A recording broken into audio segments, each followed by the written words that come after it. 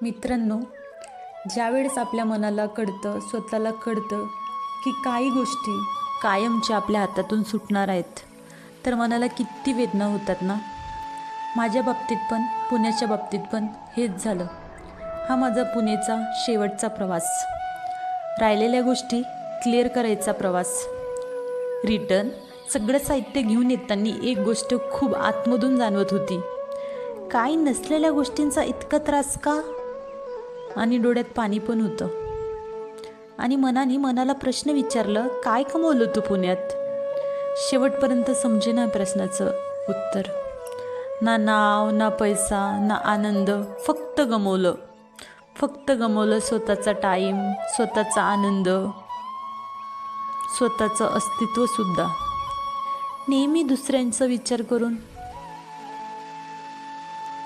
Experience खूप मिळाला तसा पुण्यामध्ये, कामाचा आणि थोडंफार लोकांचा पण म्हणता येईल. पण स्वतःला विचारलं मी, इतकी मोकळीक, घरून आझादी मिळाली होती मला. त्या आझादीचं मी काय केलं?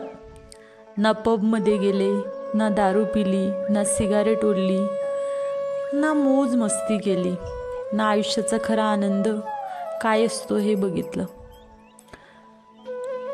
फिरायला तर मला पूर्ण मोकळीक होती पुण्यामध्ये, पण स्वतःला का बांधून ठेवलं होतं मी? ह्या प्रश्नाचा विचार केला की मन आतमधून दुखतं. नंतर पॉझिटिव्ह विचार केला तर येतो, बरंच एक्सपिरियन्स भेटलं आहे कामाचा. आणि या एक्सपिरियन्स बेसवरती खूप छान जॉबसुद्धा मिळाला. एक नाही तर 3-3, 4-4. बट आता नियतीलाच मंजूर नाही मी इथे थांबणे. तर मिळालेल्या जॉबचं करायचं तरी काय?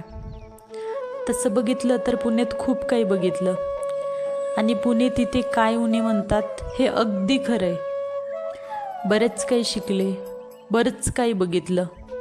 अक्कलकोट, स्वामी समर्थ महाराज, विठ्ठल रुक्मिणींना जवळून बघता आलं, साईबाबांच्या खूप जवळ जाता आलं, मनाला येईल तेव्हा ज्ञानेश्वरांची आळंदी बघता आली, तुकोबांचं देऊ बघता आलं आणि तत्वज्ञानी महाराजांकडून माळ घालता आली आणि बरंच काही. महत्त्वाचं म्हणजे मी आदिवासी असून मला गुरुकुलमध्ये आश्रम बापूजींच्या आश्रमामधून जी दीक्षा घेऊन मला जे चिकन सोडता आलं नाही, ते देऊंच्या महाराजांकडून माळ घालून ते सुटले.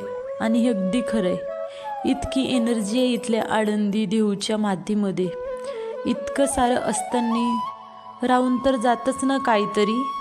माझं पण राहून गेलं. जेजुरीला जाणे, खंडोबांवरती हळद उडवणे, बरंच काही राहून गेलं. राहून तर बऱ्याच गोष्टी जातात आणि आता त्या तशाच स्टॉप राहणार आहेत.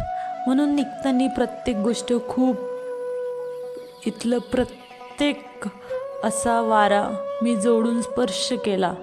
वाऱ्याला सांगितले, विसरू नको बरं का मला, आता येणार नाही आहे मी परत. माझे सगळे जे जवळचे होते, लांबचे होते, सगळ्यांना नीट ठेव आणि त्यांची काळजी घे बरं का. आणि मला घेऊन पण येऊ नको परत. आता माझा न्यू प्रवास सुरू झाला आहे. परत न्यू एक्सपिरियन्स, न्यू स्ट्रगल आणि न्यू अशा बऱ्याच गोष्टी.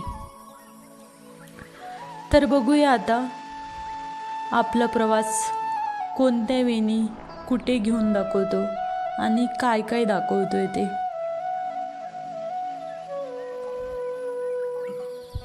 मन थोडं दुखत होतं. मन दुखत जरी असलं ना, तरी पण आयुष्यात एक गोष्ट मात्र लक्षात ठेवायची, जे पण होतं ते आपल्या चांगल्यासाठी होतं. जे होणार आहे ते पण आपल्या चांगल्यासाठीच होणार आहे. कारण everything is plan of God. हे अगदी खरे. म्हणून प्रवाहाच्या दिशेने आपल्याला वाटेल त्या योग्य वाटा, आणि वाट योग्य असेल तरच त्या वाटेवर चालायचं आणि पुढे जात राहायचं. With happiness. जे होईल बघून घेऊ, बघितलं जाईल. देव बाप्पा आहेत पाठीशी, असं विचार करून चालत राहायचं. बाय.